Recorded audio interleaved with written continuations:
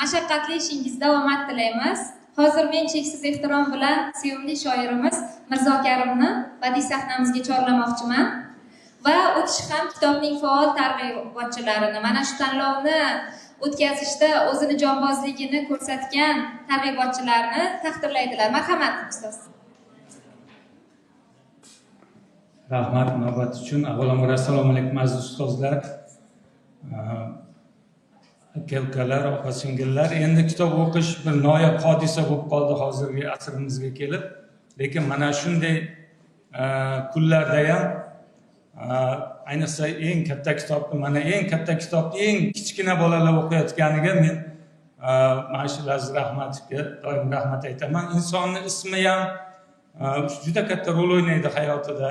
Ismi sharifi ham doim haligi mana shu yoqimli kitob bo'ldi-da, men birinchi Rahimboy ustozni nimalarda reklamalarni ko'rib, o'sha paytda telefon qildim. Ko'rdim-u, reklamani telefon qilib, kitobni qayerdan topsak bo'ladi dedim va Lazizbek domlaning nomerlarini berishdi. Eng qizig'i juda ham qalin bo'lib ketdik. O'sha yaqinda bir maslahat kerak deb bir odamga murojaat qilganda bir zo'r inson bor. Juda ham o'qimishli, ajoyib inson deb menga nomerlarni berishdi. Ittifoqqa nomerni tersam bir payt Lazizbek nomerlariga ketishdi. Bu inson bilan 1-2 oydan buyon tanishmizdi. Lekin men bir insoniylik tomonidan ham qoyil qolganim, sizdan bir maslahat olmoqchi edim, ko'rishmoqchi edim desam, qayerga boray, mendan oldin qayerga boray deyishganiga juda hayron qoldim. Yo'q, siz aytgan joyga boraman desam, yo'q, yoshingiz katta nima bo'lganda ham deb men aytgan joyga kelishib ajoyib maslahatlar berishdi va men juda hayajonda o'tirdim Shahriyorni ko'rib, chunki Hirotga borib keldi. Hirotda yurganda har bir qadamini kuzatib turdim, sababi 2 yil Hirotda xizmat qilganman. O'sha yurtimiz tinchligi ko'z tegmasin, ilohim shu Shahriyor bilmay o'sha jasoratli bola haligi aboychina deydi, armiyada bir chekaro yerlardan bosib qo'yib bir minam-pinada porlab ketmasin deb azbaroyi shunday yuragimni hovuchlab o'tirdim. Voqealar esimga tushdi. Hozir o'sha Afg'ondagi voqeani qisqa qilib aytib bermoqchiman. Bizda zobitlar bilan, ofitserlar bilan bir razvedka guruhi tuzilganda men instruktor bo'lganman, serjant. Shuni men birga olib ketishdi. Xullas, bizga yo'l boshlovchi bo'lib o'sha Lashkargah degan joyda, Pokiston chegarasida Ismoil degan bir durush banda deydi. Shu o'zlari bir do'stlik bandalari bor. Mana shular dan bittasini bizni yo'l boshlab yurishga oldik uni. Biz o'sha so'qmoqlar, o'sha yerdagi g'orlarni ko'rsatib yurishga. Lekin biz yo'lda pistirmaga uchradikda juda qattiq qaqshatqich otishmalar bo'ldi. Men instruktorman, ish qilib hech kim yaralanmasin deb qo'rqib turibman. Sababi men chiqib borib olib kelishim kerak, jang maydonidan tortib olib chiqishim kerak. Haligi yo'l boshlovchi shu jang maydoniga kirib ketib qoldi-da. Yemaklab borib, to'z-to'polonda chang to'zon. Muzaffar bir minutda ukajon Obat bilan gaplashaylik jon uka. Men hayajonlanganimdan shu gapni gapiraman deb o'tirdim, to'g'risi. O'sha nima demoqchiman, shu gapning oxiri bor. Cheksiz gap gapiradigan odamlardan emasman. Xullas, jang maydoniga kirib ketgan, bir payt borib yaralandi. O'ng qo'lidan yaralangan ekan. Dod-voy qiladi, qaytib chiqib kela olmadi yonimizga. Majbur bo'ldim, yordam berishim kerak. Emaklab borib, haligini chetga olib, o'ng qo'lidan bilagidan o'qiygan ekan, poyasga qo'ydim, jubut bo'yladim. Sudrab, xavfsiz joyga olib chiqdim. Sen devonamisan dedi endi afg'onlarda, jinnimisan, devonamisan, nimaga kirib ketding u yerga desam, u borib o'lgan dushmanni ko'rganda haligini avtomatini sudrab qo'yib yubor buni desam ham olib chiqdi sudrab.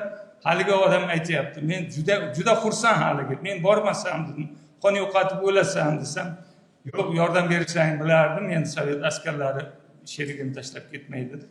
Aytayaptiki, 2 ta o'g'lim bor, kattasi avtomat otadi, kichkinasi bur miltiq otadi. U angliyaliklardan qolgan bur miltiq bor, bilasizlar, Robinson kinosida ham ko'rgansizlar, oxirida Jumovoy ham bilib oladi otishdi. U og'irlik qilyapti u bolaga, yosh bola.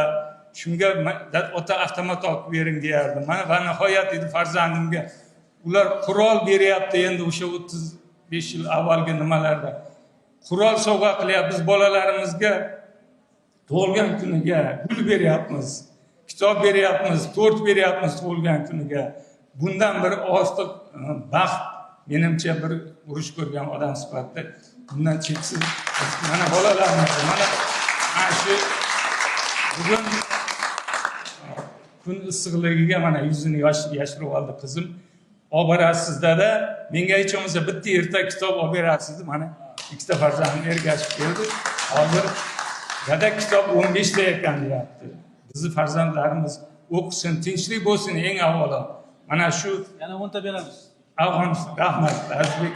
Afg'oniston bir qadam joy bo'lmasa o'sha yerda ham o'zbeklar axborotlaringiz uchun afg'on degan millat yo'q. Afg'on degan til yo'q. O'sha yerda ham o'zbeklar o'zimizga o'xshagan qora ko'zlar. Shuning uchun mana shunday yurtimizni tinchlik ko'z tegmasin. Doim men hayajonda o'tiraman shunaqa yaxshi kunlarda. Baxtiyor yashashni orzular har kim. Orzuga yetmasak armon qilamiz. Shavkat Rahmon kimdir? Tog'ay Murod kim? Kitob o'qimasak qaydan bilamiz? Oyda nima ahvol? Quyoshda ne gap? Yoshlikni qadrlab, dil jo'shib qaynab, Kumushoy kim edi Zaynab? Kitob o'qimasak qaydan bilamiz? Beruniy, Navoiy, Azimiyni ham, Ahmad al-Farg'oniy, Hazinini ham, zamonaviyni ham, qadimiyni ham kitob o'qimasak qaydan bilamiz? Mangu berdi nomi, Temurlar shoni, Ulug'bek osmoni, Sino javoni, xatolar ustiga qilib xatoni kitob o'qimasak qaydan bilamiz?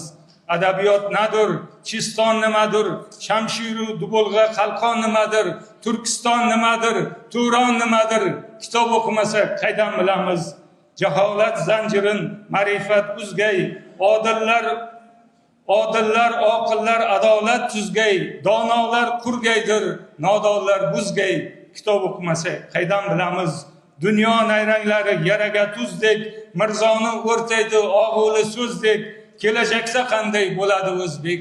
Kitob o'qimasak qaydan bilamiz? Kitob o'qimasak qaydan bilamiz? Rahmat ustoz. Yana bizni targ'ibotchilarimiz bor. Ularni taqdirlash yordamini sizdan so'raymiz. Taniqli shoir, filologiya fanlari bo'yicha falsafa doktori, ham shoir, ham olim do'stimiz Dadaxon Muhammadiyevni badiiy sahnamizga chorlaymiz. Kitoblar jamlanmasi bilan taqdirlanadilar. Marhamat. Kitob targ'ibotidagi faol ishtiroki uchun.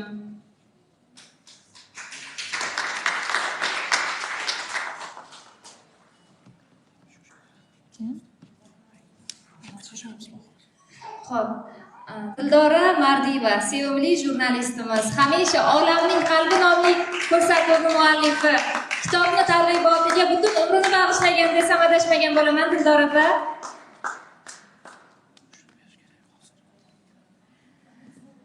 tabriklaymiz. Yana bir bizda yubilyarlarimiz bor ekan. Hurmatli ustozimiz Qobilbek Karimbekovni ham tug'ilgan bu yil 70 yoshni qarshi olishlari munosabati bilan kitoblar jamlanmasi bilan taqdirlaymiz. Ustoz muborak bo'lsin.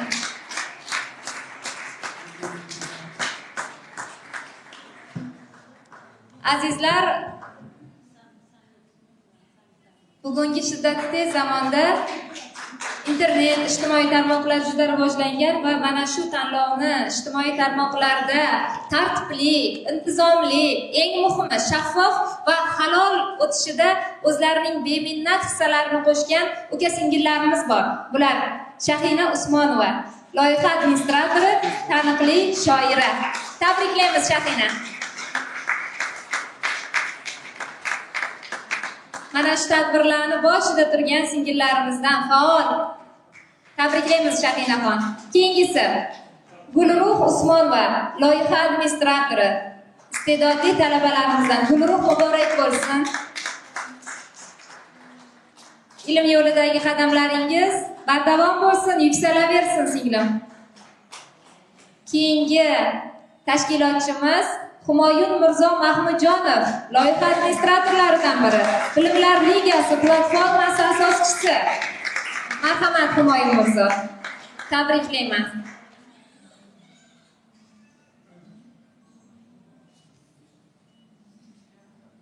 bu dargohdan hech kim norizo bo'lib chiqib ketgan emas degan edi o'tgan kunlarda Yusufbek hoji. Bu dargohdan hech kim kitobsiz chiqib ketmaydigan bo'ldi nazarimda, azizlar.